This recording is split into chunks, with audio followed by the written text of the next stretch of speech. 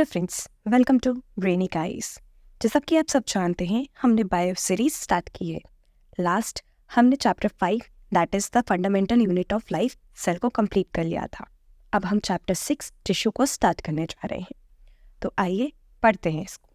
From the last chapter we recall that all living organism are made up of cell.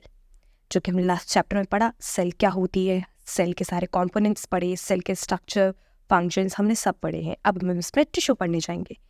In unicellular मतलब एक cell का जो organism होता है, जैसे कि हमने अमीबा, बैक्टीरिया आपको बताया था, a single cell perform all basic function. For example in amoeba a single cell carry out the movement intake of food, gases exchange and excretion. But in multicellular organism there are millions of cells. अब जैसे amoeba है तो वो एक cell है, तो वो function करता है एज ऑर्गेनिज्म। वो क्या करेगा, वो जैसे कि खाना भी खाएगा, इनटेक ऑफ द फूड लेगा, गैस एक्सचेंज भी करेगा, एक्सक्रीट भी करेगा और क्या करेगा, मूवमेंट भी करेगा। बट एज ए ह्यूमन आपने देखा हम एक सेल से तो नहीं बने होते हैं, हम काफ़ी सारी सेल से बने होते हैं। तो बेसिकली ये क्या है, in multicellular organism there are some millions of cell. Most of cells are specialised to carry out the specific function. से बहुत सारी सेल्स ऐसी हैं जो सिर्फ एक फंक्शन के लिए बनी हुई होती हैं। For example RBC. आरबीसी किस चीज़ के लिए बनी होती है? आरबीसी बनी होती है हमारे ऑक्सीजन और जो कार्बन डाइऑक्साइड है गैस को ट्रांसपोर्ट करने के लिए। डब्ल्यूबीसी क्यों बनी होती है? डब्ल्यूबीसी बनी होती है फॉर प्रोटेक्शन। कोई फॉरेन एंटीजन हमारी बॉडी में आए, हमें इम्यूनिटी प्रोवाइड कराती है डब्ल्यूबीसी, तो इसका एक स्पेसिफिक फंक्शन हुआ। Each specialised function is taken up by the different group of cells. अब आरबीसी और डब्ल्यूबीसी एक तो होगी नहीं, ग्रुप ऑफ सेल्स होंगी, काफ़ी सारी सेल्स होंगी। Since these cells carry out not only the particular function, they do it very efficiently. Okay, in human being, muscle cells contract and release to cause the movement. Nerve cell to carry the message, blood flow to transport oxygen, food, hormone and waste material and so on. अब जैसे human being है, अगर जब हम चलते हैं तो हमारी मसल क्या करेंगे, कॉन्ट्रैक्ट करती है, तभी तो हम आगे चल पाते हैं या हम बैठ पाते हैं, ये हम मूवमेंट कर पाते हैं। जो हमारी नर्व सेल्स होंगी वो क्या करेंगी, कमांड करेंगी। अब फॉर एग्जांपल हमारी जैसे हमें खाना खाना है तो हमारा जब तक ब्रेन के पास सिग्नल नहीं जाएगा तब तक हमारा हाथ का क्या मूवमेंट नहीं होगा, तो हम खाना नहीं खा पाएंगे। अब जैसे ब्लड में ऑक्सीजन भी ट्रांसपोर्ट होती है। जो फूड हम डाइजेस्ट कर लेते हैं, जो सेल्स तक जाता है, वो किसके थ्रू जाता है? वो ब्लड के थ्रू जाता है। हार्मोन्स डायरेक्टली एक पाइप तो नहीं होता है, ये ब्लड में ही सीक्रेट होते हैं, उसके थ्रू ये ट्रैवल करते हैं। वेस्ट मटेरियल जो कि ब्लड से फिल्टर करती है किडनी। उसी तरह in plant cell vascular tissue conduct food water from one part to other plant and other part. So multicellular organism show division of labour. तो जो मल्टी सेलुलर ऑर्गेनिज्म होते हैं उसमें ग्रुप ऑफ सेल्स होती हैं जो अलग अलग काम करती हैं। इसके बारे में हमने पिछले वीडियो में भी बात की है। Cells specialising in one function are often group together in a body. This means that the particular function is carried out by the cluster of cells at a definite place in the body. This cluster of cell is called tissue. तो basically जो sales एक काम करती हैं, जैसे for example अगर हमारा वो बोल दिया जाए कि मसल सेल्स हैं, मसल क्या कर रही है, कॉन्ट्रैक्ट कर रही है, रिलैक्स हो रही है, तब मूवमेंट कर पा रहे हैं, तो एक ये जो जिस टाइप की सेल्स पूरा एक ग्रुप मिलके क्या बना लेगा, मसल सेल का टिश्यू बना लेगा। Okay, and arranged and design so as to give the highest possible efficiency of the function. जैसे कि blood phloem and muscles are the example of the tissue. अब जैसे कि ब्लड है, ब्लड क्या करेगा, काफ़ी सारी सेल्स मिलके एक मतलब ब्लड का क्या बनाती है, पूरा blood is a connective tissue, पूरा कनेक्ट रहता है। तो इससे क्या होता है कि एक ग्रुप एक पर्टिकुलर फंक्शन के लिए काम करने के लिए तैयार हो जाता है, उसको हम टिश्यू कहते हैं। A group of cell that are similar in function, जो एक फंक्शन करे, जैसे कि ब्रेन करेगा, सोचने का काम करेगा, मसल किसका काम करेगी, मूवमेंट का काम करेगी, है ना। आरबीसी, डब्ल्यूबीसी, ये सब डब्ल्यूबीसी किसका काम करेगी, protection, immunity card. RBC oxygen and gases exchange का काम करेगी, है ना। Are work together to achieve a particular function from a tissue. Tissue basically क्या होता है, is a group of cells. अब देखिए, there is a noticeable difference between the two. Plant are stationary और फिक्स्ड। प्लांट तो एक जगह खड़े होते हैं मिट्टी में, हम यहाँ पर तो मूव तो करते ही नहीं है। They do not move since they have to be upright. They have large quantity of supportive tissue. The supportive tissue are generally has dead cells. देखिए, प्लांट जो होते हैं वो एक जगह खड़े होते हैं, है ना, कहीं मूव तो करते ही नहीं है। अब बारिश आ रही है, काफ़ी तेज़ हवाएं चल रही हैं, तो उनको क्या होना पड़ेगा, मजबूत रिजिड होना पड़ेगा। तो इनकी जो मोस्ट ऑफ द सेल्स होती है ना वो डेड होती है, जो डेड सेल होंगी ना वो एक क्या करेंगी, थिकनेस प्रोवाइड करती हैं ताकि वो एक जगह पे खड़े रह सके। On the other hand animal on the move around in search of food, meets and shelter. और जो कि देखा जाए जो एनिमल्स हैं ये क्या करते हैं, मूव करते हैं किसके लिए, खाने के लिए मूव करेंगे, मीट्स ताकि अब की ऑफस्प्रिंग प्रोड्यूस कर सके, शेल्टर मतलब छत के लिए, है ना। They consume more energy is compare to the plant. क्यों, अब मूव करेंगे तो ज़्यादा एनर्जी खर्च होगी, एक जगह खड़े रहेंगे तो कम एनर्जी खर्च होगी। तो इसके लिए most of the tissue are contain living. तो जितने भी एनिमल्स हैं इनके बहुत सारे टिश्यू कैसे होते हैं, लिविंग।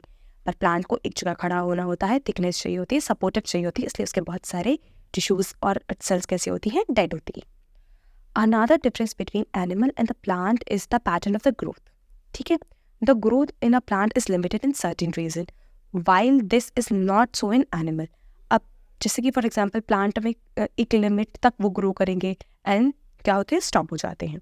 लेकिन अब एनिमल भी एक लिमिट तक ग्रो करते हैं, ये नहीं हम कंटिन्यूसली ग्रो करते रहेंगे। पर जैसे कभी आपने देखा होगा कि हाथ में चोट लग गई तो वो चोट हमेशा तो परसिस्ट नहीं करती ना, एक टाइम में फिल हो जाती है। तो कैसे फिल हो जाती है, इन टिश्यू की वजह से ये क्या करते हैं, अपने आप को हील कर लेते हैं। There are some tissue in the plant that divide throughout their life. जैसे कि WBC नई बनती है, पुरानी खत्म होती है, RBC, है ना, इस टाइप से ये क्या पर्टिकुलर बनती है और बिगड़ती रहती है। These tissue are localise in certain region based on the dividing capacity of the tissue. Various plants tissue can be classified as growing or meristematic tissue और permanent tissue. अब देखिए प्लांट में दो टाइप के टिश्यू होते हैं, जो divide करते हैं और जो नहीं करते हैं। जो डिवाइड करते हैं that is the meristematic tissue और जो नहीं करते वो है permanent tissue. Cell growth in animal is more uniform, so there is no such demarcation of dividing and non dividing region in the animal. अब देखो एनिमल में क्या होता है कि जो डिवीजन हो रहा है वो एक ही जैसा हो रहा है ना, उसमें कोई ये नहीं है कि परमानेंट टिश्यू है। पर प्लांट में है, प्लांट में क्या होता है, जहाँ पे जैसे कि रूट की टिप हुई या स्टेम की टिप हुई, वहाँ पे क्या चाहिए रहता है, परमानेंट, वहाँ पे डिवीजन होता रहता है फॉर द ग्रोथ। ठीक है, और काफ़ी सारे जैसे ट्रंक हो गया, लीव्स हो गई, वहाँ पे क्या होता है वो उससे ज़्यादा ग्रोथ करेंगी नहीं, तो वहाँ पे बेसिकली कैसा रहता है, परमानेंट टिश्यू रहता है। The structural organisation of organ and organ system is far more specialised and localised in a complex animal than even in very complex plant. Okay, this fundamental difference reflects the different modes of life pursued by these two major groups of the organism, particularly in their different feeding methods. अब देखो basically क्या है, जो plant है और animals हैं इनमें काफ़ी डिफरेंस होता है, इनकी बनावट एंड बेसिकली एक शेप, स्ट्रक्चर्स, तो सब में क्या अलग अलग वेरिएशंस रहते हैं। So they are differently adapted for the sedentary existence in the hand and active locomotion on the other. अब प्लांट तो एक जगह खड़े होते हैं एंड एनिमल्स तो लोकोमोट कर सकते हैं, है ना, contributing to their difference in their organ systems and designs. अब देखो प्लांट एनिमल में अलग अलग टाइप के ऑर्गन सिस्टम डेवलप होते हैं। क्यों, प्लांट को तो एक जगह खड़ा होना था, ऑर्गन को क्या, और जो एनिमल्स होते हैं उनको क्या मूव करना पड़ता है, तो इसीलिए इनके जो organ systems बनते हैं differently designed होते हैं। With reference to these complex animal and plant bodies, there will be no talk about the concept of tissue in some details. सबसे पहले हम पढ़ने जा रहे हैं plant tissue. Plant tissue में क्या, that is the meristematic tissue. देखिए आइए पढ़ते हैं। The growth of the plant occur only in certain specific region. जैसे मैंने आपको बताया कि जो plant है इसकी ग्रोथ हर उसमें नहीं हो रही है कि ये तो पर्टिकुलरली बढ़ता ही चला जा रहा है, इसकी ब्रांचेस बढ़ती ही चली जा रही, नहीं, इसकी कुछ रीजन पे ही ग्रोथ होती है। There is because of dividing the tissue also known as a meristematic tissue. ये देखो प्लांट में जो टिश्यू डिवाइड कर रहा है उसको हम कहते हैं meristematic tissue. Is located only on these point, जहाँ पर ये टिश्यू प्रेजेंट होगा वहाँ पे क्या होगा, सेल डिवीजन होगा। Depending on the region where they are present, meristematic tissue are classified as apical, lateral and intercalary. Now cells produced by meristematic are initially look those of meristematic itself, but as they grow and mature, these characteristics slowly change and they become the differentiated and component of other tissue. अब देखो जैसे initially divide होते हैं meristematic tissue, तब तो हमें पता चल जाता है ये मेरिस्टेमेटिक टिश्यू है, धीरे धीरे ये ओल्ड ग्रो होने लग जाते हैं और बेसिकली ये परमानेंट टिश्यू की तरफ बढ़ने लगते हैं। अब देखो ये एक मान लो टिप है, ठीक है, ये जो ऊपर डिवाइड हो रहा है दैट इज एपिकल, और यहाँ जो हो रहा है इंटरकैलरी एंड ये हो रहा है लेटरल। अब देखो मैं बताती हूँ, अगर ये टिप है उसकी जो टिप पे हो रहा है that is the apical meristematic. Intercalary ये जो इसकी जो ये यहाँ पे ग्रोथ बढ़ेगी ना ये, और लेटरल मतलब इसकी ये वाली ग्रोथ, मतलब लेटरल में ये वाली ग्रोथ बढ़ेगी और इंटरकैलरी में ये वाली, एंड एपिकल में जो बढ़ेगी ना इसकी ये क्या बढ़ेगी, लंबाई बढ़ेगी। Okay, I hope you will get it. अब देखो, apical meristem is present at the growing tip of the stem and root and increase the length of the stem and the root। अब देखो ये क्या करेगा, यहाँ पे टिप पे प्रेजेंट होगा, ये जैसे डिवाइड करता जाएगा तो इसकी ग्रोथ क्या बढ़ती चली जाएगी, है ना। The growth of the stem and the root increase due to the lateral meristematic. अब देखो ये मैंने बताया ना, लेटरल यहाँ पे प्रेजेंट होता है, जैसे ये बढ़ता जाएगा तो ये क्या होता जाएगा, मोटा थिक होता जाएगा, क्योंकि ये लेटरली बढ़ रहा है। Intercalary meristematic seen in some plant located near the node, कि मैंने आपको बताया यहाँ पे नोड्स जो होती है ना ये यहाँ पे प्रेजेंट रहता है, ताकि ये ऐसे ऐसे और ऐसे क्या करे, इंक्रीज करे, ग्रोथ करे। Cells of meristematic tissue are very active and have dense cytoplasm and thin cellulose wall and prominent nuclei. They lack vacuole। अब देखो ऐसा क्यों होता है कि देखो सेल को डिवाइड होने के लिए एक सर्कमटेंसेस चाहिए रहती है, इसका क्या थिक साइटोप्लाज्म होना चाहिए ताकि ये तुरंत हो जाए। अब इसमें क्या होता है, डेंस साइटोप्लाज्म होगा, थिन सेलुलोज होगा। थिन सेलुलोज क्यों होगा, ताकि इसको डिवाइड होना ना, थिक होगा तो क्या होगा, टाइम लगेगा, क्योंकि सेलुलोज को धीरे धीरे ब्रोक करना पड़ेगा एंड ऑल। एंड वैक्यूल होता नहीं है, वैक्यूल क्यों नहीं होता, क्योंकि वैक्यूल का काम होता है क्या, वेस्टेज करना। ये तो तुरंत डिवाइड हो रही है तो तब वेस्टेज क्रिएट ही नहीं हो पा रहा, 1 से 2 बन रही है ना, 2 से एकदम से 4 बन जा रही है, 4 से काफ़ी सारी बन रही है, इसीलिए। अब आते हैं हम परमानेंट टिश्यू पे। हमने अभी क्या फिनिश किया, हमने मेरिस्टेमेटिक टिश्यू फिनिश किया। अब मैं इसको आपको एक बार क्विक रिवीजन दे देती हूँ। देखो मेरिस्टेमेटिक टिश्यू क्या होता है, ये उस जगह प्रेजेंट होता है जहाँ पे हमें क्या चाहिए रहती है, हमें चाहिए रहती है ग्रोथ, है ना। जहाँ पे जैसे रूट पे हो गया, शूट की टिप पे होगा, ये यहाँ पे ग्रोइंग रीजन्स रहते हैं, है ना। अब ये भी 3 टाइप के होते हैं, एक होता है एपिकल, एक होता है इंटरकैलरी, एंड होता है लेटरल। एपिकल से क्या होता है, लेंथ बढ़ती है, और लेटरल से क्या होता है, ग्रोथ बढ़ती है ना, मतलब मोटाई बढ़ती है। और इंटरकैलरीज कहाँ आते हैं, जहाँ पे नोड्स वगैरह प्रेजेंट रहते हैं, जहाँ पे नोड प्रेजेंट होंगे। अब जैसे फ्लावर्स है, फ्लावर्स किस पे लगता है, नोड पे लगता है ना, वो किसी टिप पे तो लगता नहीं है, तो वहाँ पे क्या ऐसे प्रेजेंट होते हैं, इंटरकैलरी मेरिस्टेम प्रेजेंट रहते हैं। अब हम आते हैं परमानेंट टिश्यू पे। अब देखो what happen to the cell formed by the meristematic tissue, they take up the specific role and lose the ability to divide. अब देखो क्या होता है, जो मेरिस्टेमेटिक टिश्यू है वो डिवाइड हो जाते हैं। अब तो ये मैच्योर होंगे, अब मैच्योर होने के बाद ये क्या होने लग जाते हैं, जो मतलब बेसिकली क्या अपना जो डिवाइड करने की कैपेसिटी होती है उसको लूज कर देते हैं और एक स्पेशल रोल प्ले करने लग जाते हैं। जैसे फॉर एग्जांपल हमारे दादा दादी होते हैं, ये मतलब मैच्योर हो जाते हैं तो घर को बांधने का काम करते हैं, एक स्पेसिफिक रोल मतलब घर को प्रोवाइड करवाते हैं। As a result they form a permanent tissue. This process is taking up by the permanent shape हो जाता है, size and function is called differentiation. Differentiation is lead to the development of various types of the permanent tissue. जैसे कि अगर कोई cell है ये divide अपना क्या करती है, डिवाइड करने का जो एबिलिटी है उसको लूज कर देती है। तो बेसिकली अभी सेल है ये मैच्योर होगी तो ये इसका एक डेफिनेट शेप होगा, एक इसका डेफिनेटेड साइज होगा, एंड ये क्या करेगी, एक फंक्शन में इसको मिल जाएगा, और ये क्या करेगी, एक डिफरेंट फंक्शन करेगी। इसको क्या कहते हैं, differentiation. Lead to development of various type of tissue. ऐसे ही जैसे डिफरेंशिएशन होते होते काफ़ी टाइप के टिश्यू बन जाएंगे और ये क्या करेंगे, अलग अलग रोल परफॉर्म करेंगे। अब जो परमानेंट टिश्यू है ये डिवाइडेड है 2 पार्ट में, एक सिंपल परमानेंट टिश्यू और एक है कॉम्प्लेक्स परमानेंट टिश्यू। अब हम पहले पढ़ेंगे simple permanent tissue. A few layer of cell beneath the epidermis, मैं बताऊंगी एपिडर्मिस क्या होती है, are generally simple permanent tissue. जैसे कि आपने ये देखा होगा, कभी आपने ना लीफ देखी होगी, तो लीफ तो कभी आपने नेकेड आई से दिखी नहीं होगी। अब देखो अगर हम माइक्रोस्कोप में इसको काट कर देखेंगे ना तो लीफ ऐसे दिखेगी। एपिडर्मिस क्या होती है, उसकी ये जो होती है ना, इसको काट कर देखेंगे, ये होती है एपिडर्मिस, एक पतली सी लेयर होती है, ठीक है। इसके बीनीथ में क्या होता है, simple permanent tissue.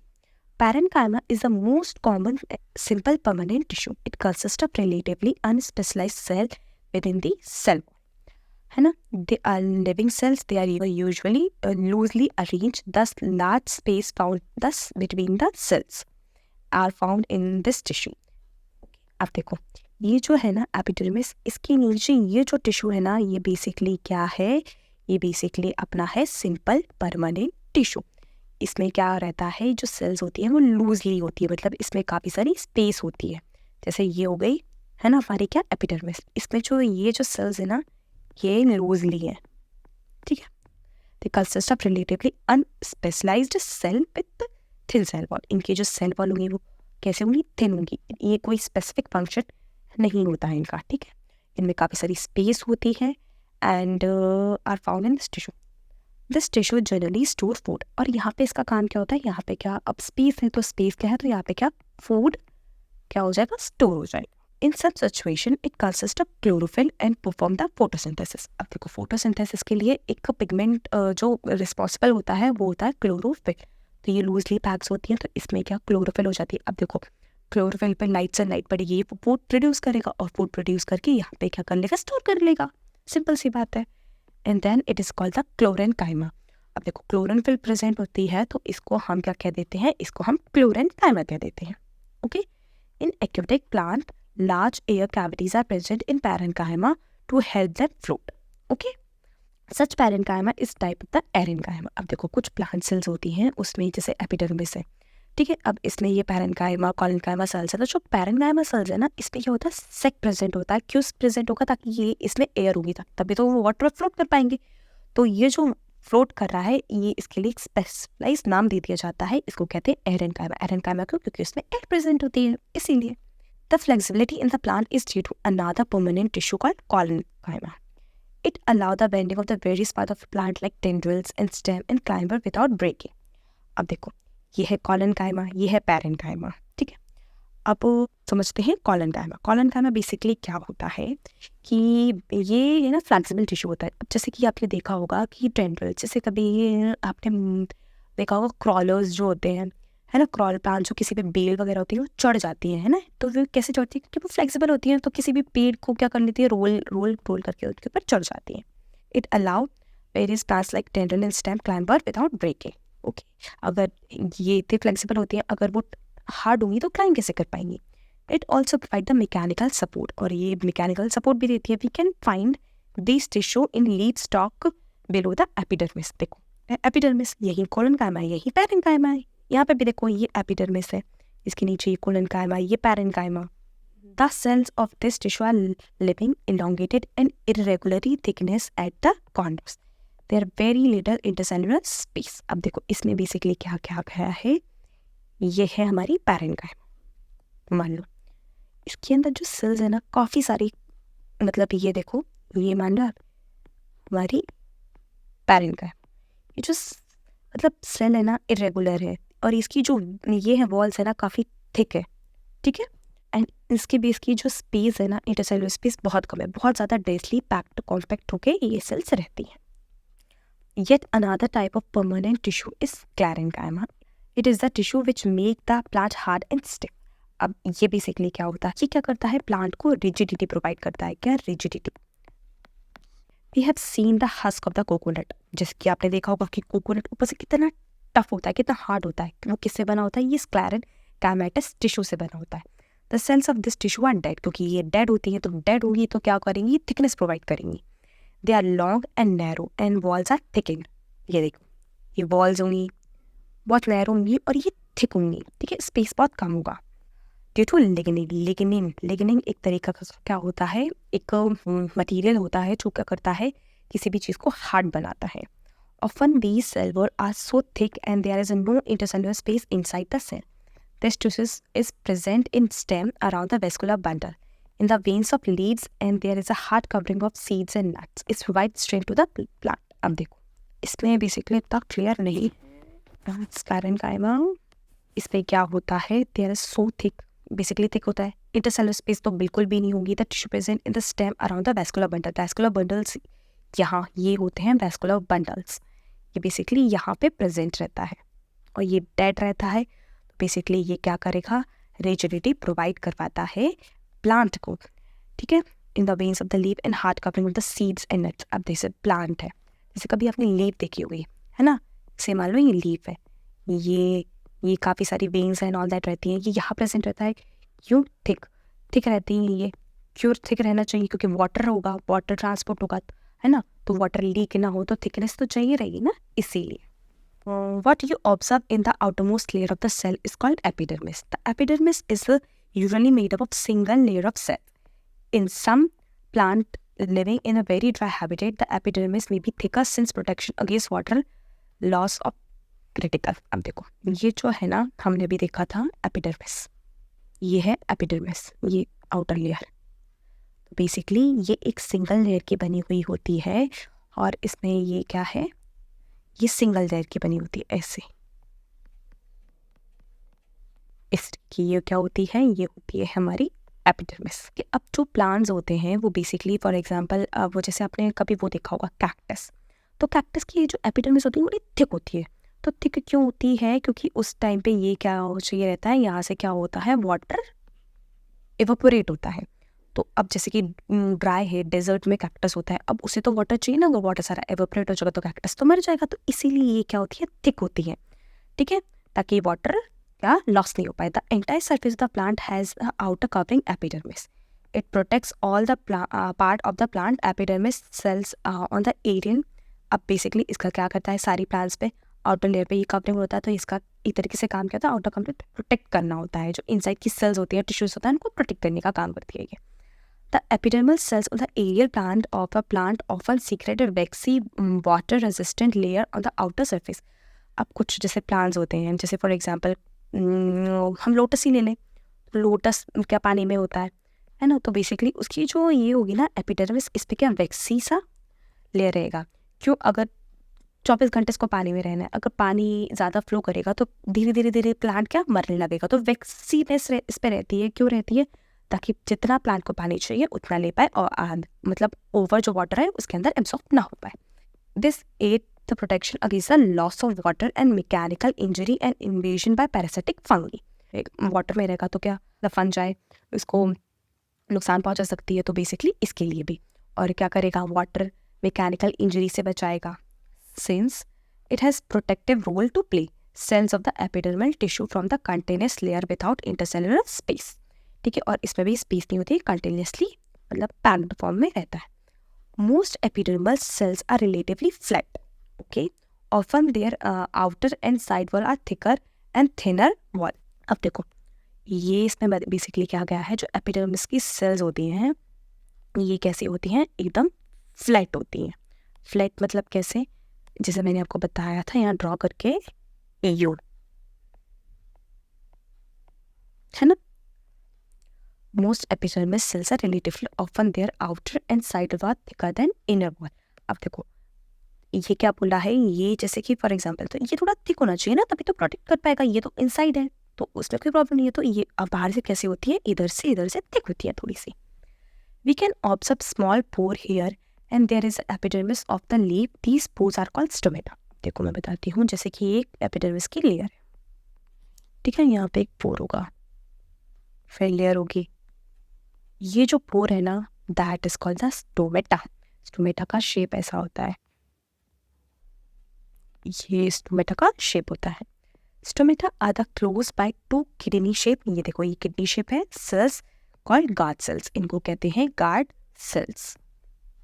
There is necessary for the exchange of the gas with the atmosphere. अब देखो प्लांट भी तो गैस रिलीज करेगा, तो यहाँ से क्या करता है, प्लांट ऑक्सीजन यहाँ से रिलीज करेगा एंड कार्बन डाइऑक्साइड यहाँ से इनटेक करेगा। There is a necessary for exchange of the gas with the atmosphere. Transpiration मतलब पानी भी लॉस करेगा, जितना एक्सेसिव वाटर प्लांट ने लिया है वो उसको क्या करेगा, इवापोरेट करेगा, और उसको क्या कहते हैं, transpiration, loss of water in the form of water vapour, ठीक है। इवापोरेशन को प्लांट के लैंग्वेज में इसको ट्रांसपायरेशन भी कहते हैं। Also take place through stomata. Epidermal cell of the root whose functioning is water absorption commonly be a long hair-like part that generally increase the total absorption surface area। अब देखो जो epidermal cells होंगी, जैसे root है, इसकी जो epidermal cells होंगी ये यहाँ पे, बेसिकली यहाँ कैसा होगा, ऐसे इलोंगेटेड शेप होगा उनका। क्यों होगा, ये रूट है रहे हैं, ये क्या करेंगे, वाटर को एब्जॉर्ब करेंगे, किससे, मिट्टी की में जो पानी रहता है।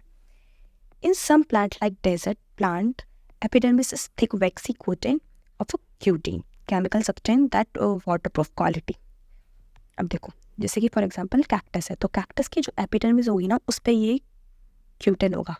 क्यूटिन क्यों होगा, ये बेसिकली चिपचिपा सरफेस होता है जो कि जो ट्रांसपायरेशन है और उसको मतलब वाटर लॉस को रोकता है।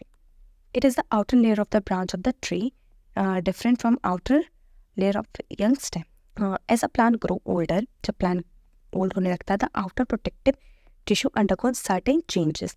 The strip of secondary meristematic located on the cortex form layer of a cell which constitute the cork.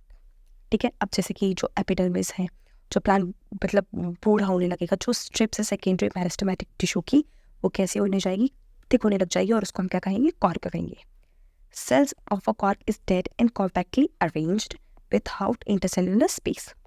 They have also substance called suberin in their walls that make them impervious to gas exchange of water. अब देखो, ये जो basically क्या होंगे, protective tissues होते हैं, ये होती है कॉर्क सेल्स जो होती हैं. तो बेसिकली क्या है, ये डेड सेल्स होती हैं.